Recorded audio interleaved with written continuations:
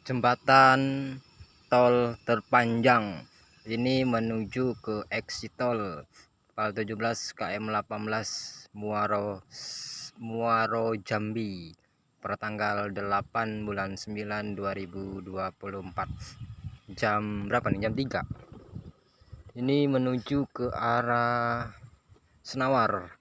Nah, kita sore ini akan mengecek gerbang pembayaran tol ya. Kita akan cari-cari jalan dulu. Dari atas sudah nggak bisa, nih sudah tertutup. Kita sendirian aja di sini. Oke, full video ada di YouTube.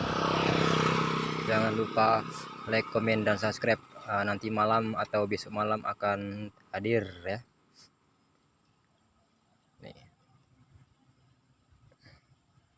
Oke. Cukup mantap.